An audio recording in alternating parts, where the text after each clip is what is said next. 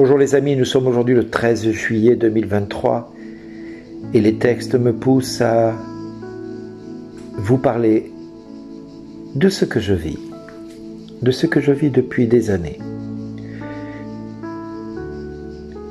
Quand vous lirez l'évangile du jour, de l'évangile de Matthieu au chapitre 10, versets 7 à 15, vous allez découvrir que Jésus a envoyé ses disciples pour guérir les malades, ressusciter les morts, purifier les lépreux, expulser les démons.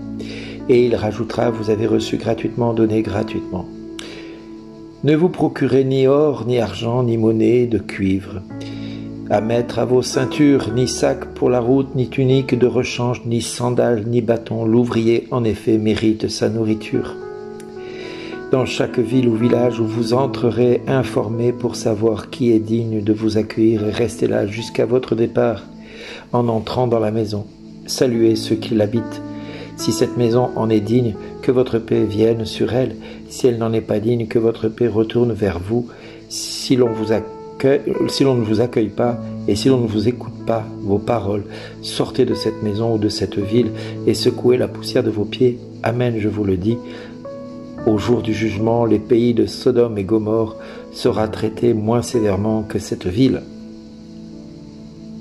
Quand je relis cet évangile, je ne peux m'empêcher de penser à ce que Dieu a fait de ma vie.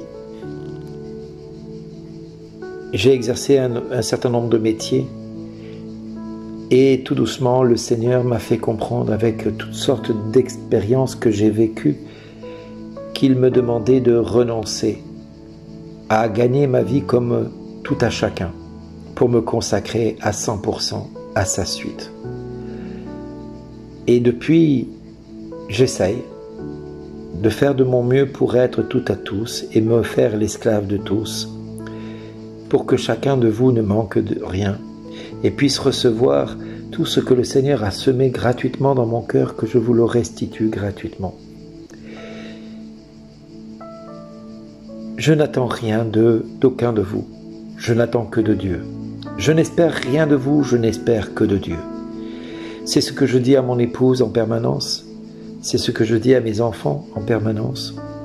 Et quand je dois me déplacer, je dis Seigneur, c'est toi qui donnes les moyens quand je dois me déplacer. C'est toi qui me permets de payer mes déplacements et de me dire ne crains pas, je te conduis là où je te mène.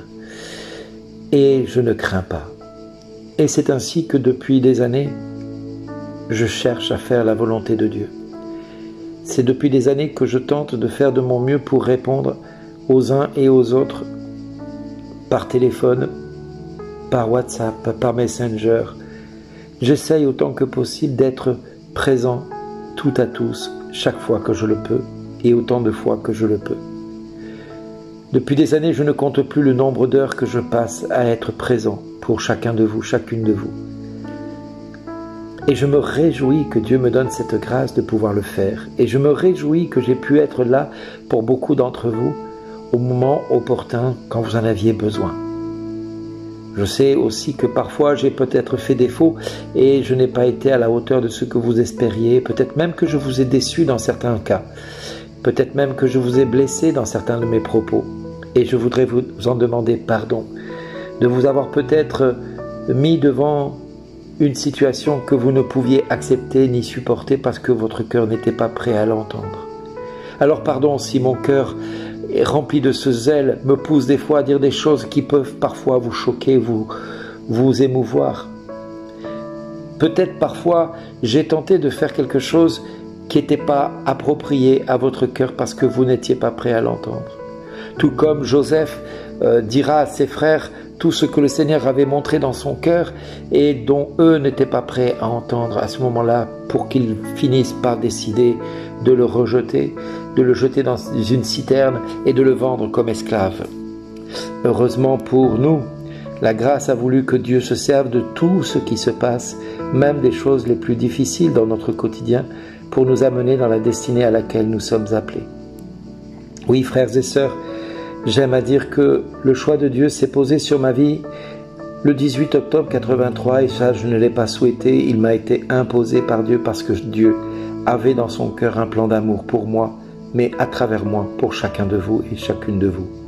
Le 19 octobre, il m'a révélé son amour pour que je puisse commencer à comprendre que j'étais appelé. Et j'ai commencé à le voir agir bien malgré moi à travers toutes sortes de signes et de prodiges qu'il a fait à travers ma vie. Et ça ne cesse de continuer. Quand il me montrera le 22 février 84, pendant 5 heures, toute la passion qu'il aura vécue pour les prêtres et pour moi, et également pour tous ceux qu'il aime, je comprendrai de quel amour nous sommes aimés. Et de ce jour-là, je chercherai à faire sa volonté tout au long de ma vie.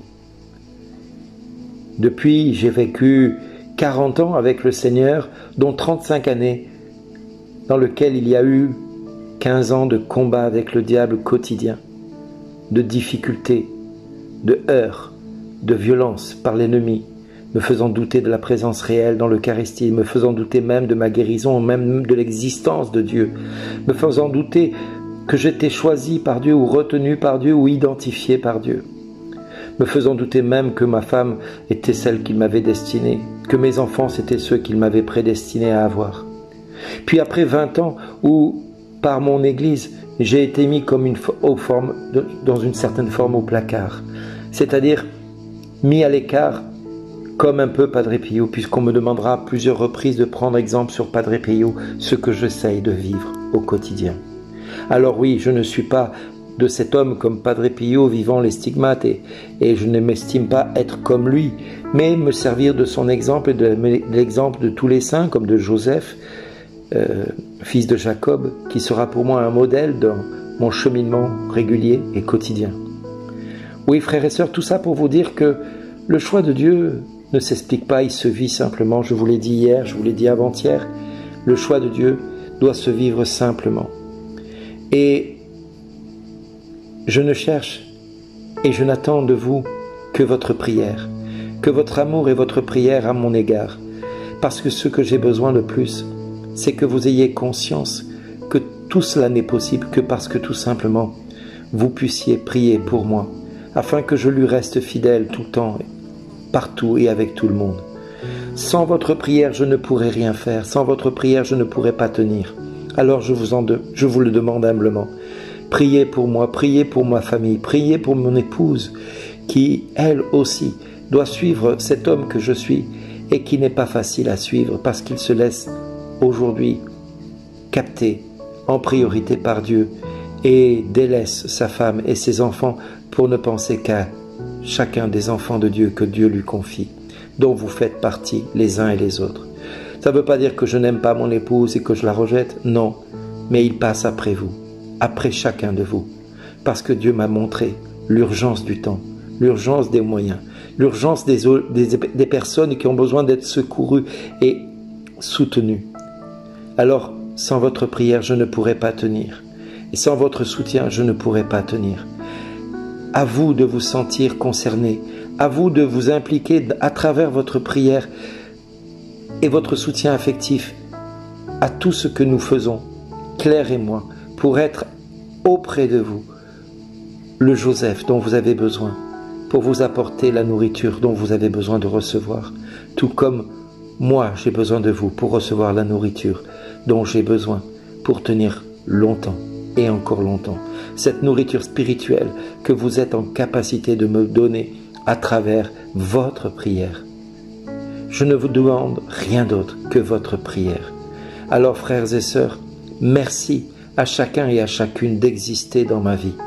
Merci pour ce que vous êtes et rendons grâce à Dieu d'être ce que nous sommes. Merci à chacun et à chacune d'exister.